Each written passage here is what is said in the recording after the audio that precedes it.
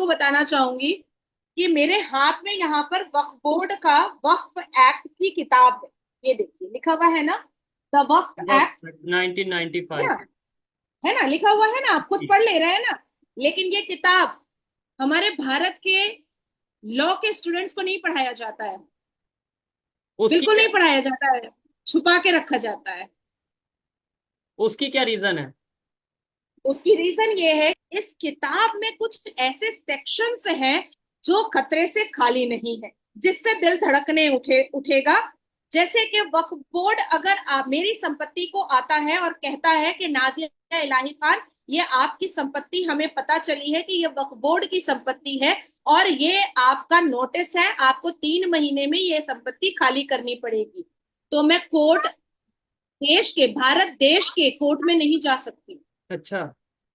वक्फ board का अपना tribunal court होता है और उनका अपना जज होता है, उनके अपने वकील होते हैं और उनका अपना ही दलील होता है।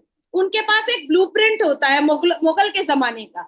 उनके पास एक फैमिली ट्री होती है मुगल के जमाने की। उस फैमिली ट्री को वो खोलते हैं और कहते हैं कि अकबर बादशाह यहाँ से गुजरे थे, यहाँ पर उन्होंने घोड़ा रोका था और ये घोड़ा रोकने वाली जो जगह है ना नाजिया जी, ये आपका घर है, इसीलिए अब ये मेरा हो गया, ये वक्फ बोर्ड का हो गया।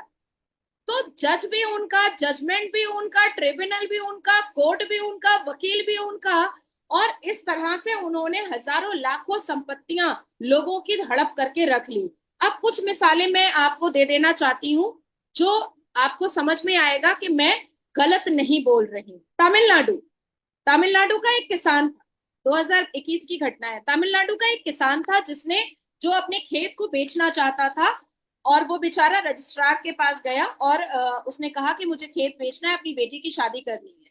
बाद में पता चला कि उसकी संपत्ति को वक्फ बोर्ड ने ले लिया है। ठीक है, उसे तो खुद उन्होंने नहीं कहा पता था। कि हाँ ये मेरा है।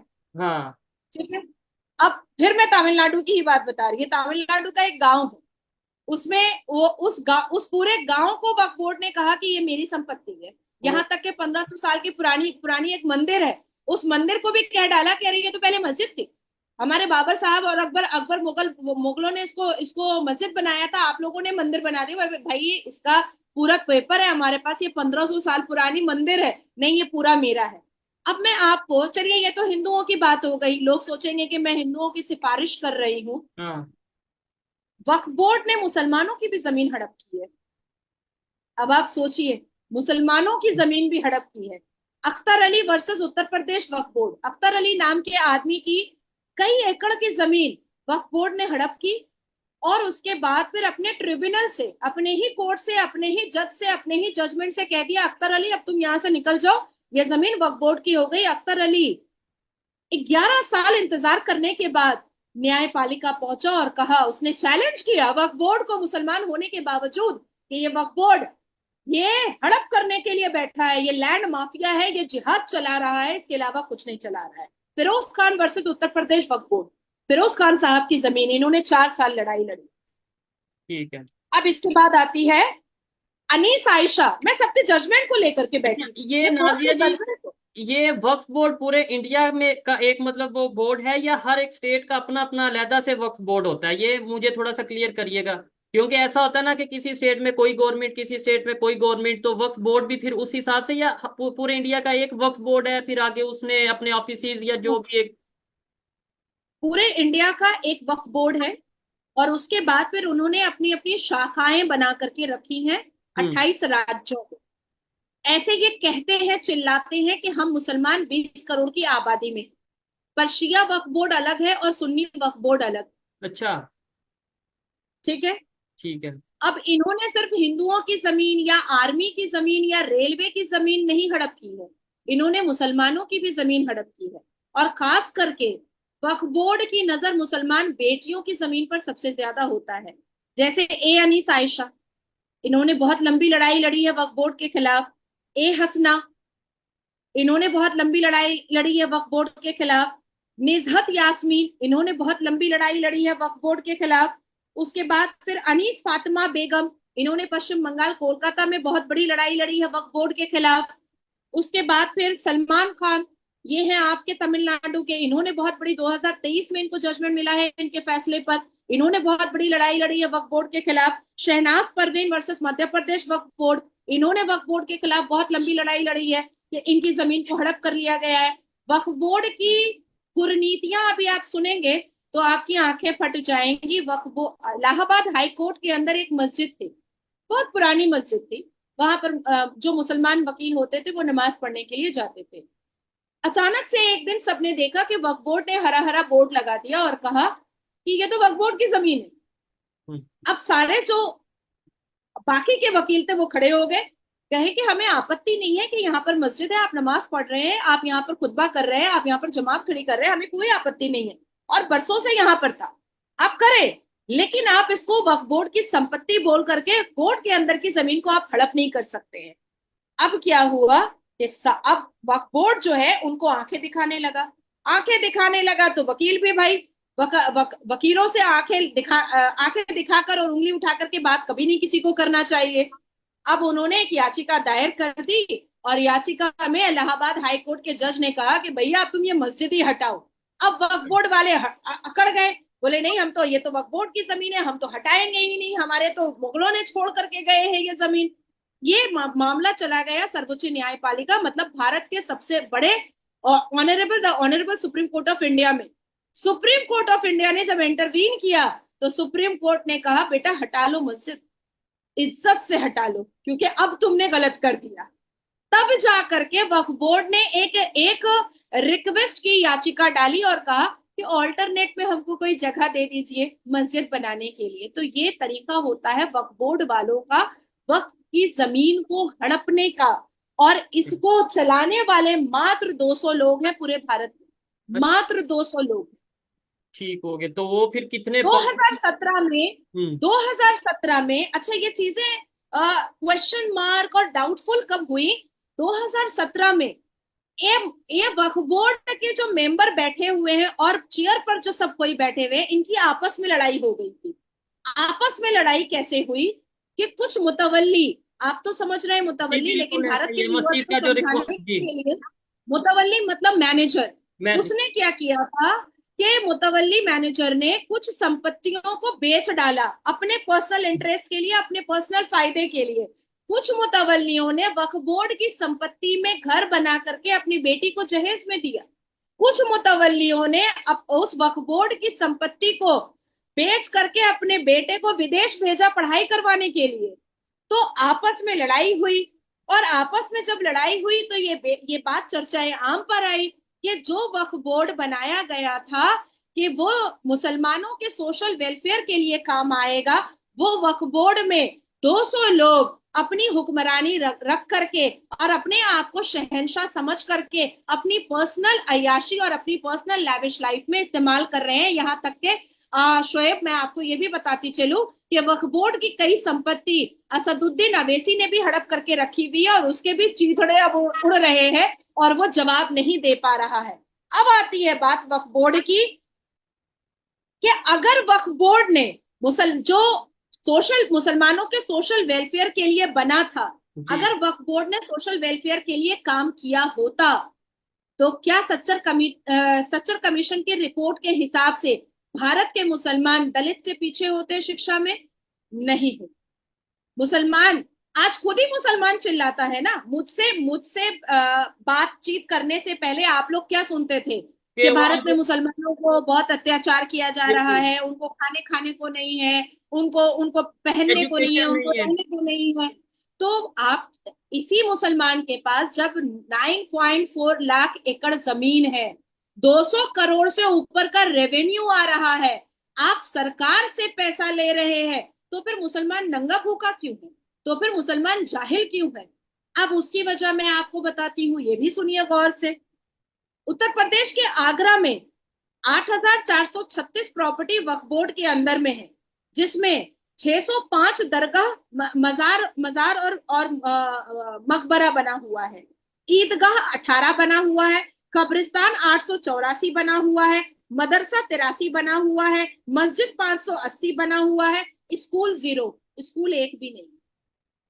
अच्छा, ये मैं पूरे डेटा लेकर के बैठी हूँ। ठीक है, लेकिन अब मेरे ख्याल से जिस तरीके से अब लोग खास तौर पे अगर हम बात करें एजुकेशन की अहमियत को जानने लगे, मेरे ख्याल से अब थोड़ा ये चेंज आता नजर आएगा आने वाले टाइम में। नादिया जी, इधर दो चीजें हैं, एक मेरे पर्सनल माइंड में भी क्वेश्चन आया है और शायद बहुत से लोगों को खास तौर पे पाकिस्तान से माइंड में आएगा जब वो ये वीडियो देखेंगे, तो इसलिए मैंने सोचा क्वेश्चन कर लूं।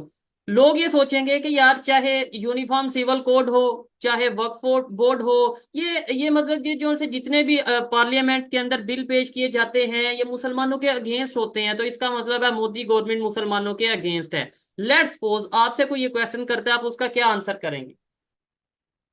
यूनिफॉर्म सिविल कोड सिर्फ मुसलमानों के लिए तो नहीं आ रहा है हाँ, शायद, ये तो लेकिन इस देश के जो सभी के एक लिए आ इमेज रहा है। किया जाता है, जो पोर्ट्रे किया जाता है, वो तो यही है ना कि जो यूनिफॉर्म सिविल कोड मतलब मुसलमानों का जो सा वो के खिलाफ है। नहीं, कोई सिख तो नहीं रो रहा है, कोई ईसाई तो नहीं रो रहा है, कोई हिंदू तो नहीं रो रहा है, तो आखिर मुसलमान रो क्यों रहे हैं यूनिफॉर्म सिविल कोड से? ये भी तो वजह जाननी बहुत जरूरी है ना। ये हम्म। वजह ही तो मुसलमान नहीं बता रहे हैं कि वो रो क्यों रहे हैं। भाई सिखों ने तो बोला कि हम स्वागत करते हैं यूनिफॉर्म सिविल कोड का। हिंदुओं ने कहा कि हम स्वागत करते हैं यूनिफॉर्म सिविल कोड का। क्रिश्चियन ने कहा कि हम स्वागत करते हैं, सारे धर्मों ने कहा कि हम स्वागत करते हैं। आखिर मुसलमानों को आपत्ति क्या है यूनिफॉर्म सिविल कोड से? ये भी तो बताए, लिखित रूप में बताए भाई। हम हम्म। तो ऐसे नहीं कह रहे हैं कि आप हवा में बताइए, आप लिखित रूप में बताइए। अब बात आती है कि मुसलमान कहेंगे कि हमको चार शादी नहीं करने दिया जा रहा है, तो मत करो ना, क्या प्रॉब्लम है? ठीक अच्छा है। ही है, एक शादी करो या दो दो बच्चे पैदा करो, उसको अच्छे से लिखाओ पढ़ाओ बड़ा करो। और जिस देश में आप रहते हो उस देश के संविधान को अगर आप नहीं मानोगे तो कैसे चलेगा? अच्छा, बांग्लादेश के जो मिनोरिटीज हैं बॉर्डर के ऊपर आती नजर आ रही हैं, पहले तो ये सिर्फ न्यूज थी, अब प्रॉपर मैंने वीडियो देख ली है और वो आके रिक्वेस्ट कर रहे हैं कि हमें इंडिया में आने दें। अब सवाल इधर ये है कि भाई क्या इंडिया की गवर्नमेंट उन्हें आने देंगी? डेफिनेटली इलीगल वे में तो ऐसे तो कोई भी आके कहेगा, ऐसे तो सारा एक सिस्टम खराब हो जाता है। तो क्या उसका हल क्या देखा आपने, या क्या हल आपको लगता है होना चाहिए? बहुत खूबसूरत सवाल आपने शोएब किया है। देखिए, सिटीजनशिप अमेंडमेंट एक्ट बिल के हिसाब से हमने नागरिकता देने की बात कही है, पर 2014 से पहले ठीक है। जितने भी हिंदू पाकिस्तान से, सीरिया से या अलग अलग देशों से जो कहीं से आए भी। हैं, बांग्लादेश से, हम उनको नागरिकता दे भी रहे हैं। 2024 के लोकसभा इलेक्शन के ड्यूरेशन में भी हजारों लोगों को नागरिकता मिली है, उनको सर्टिफिकेट मिला है बजाते।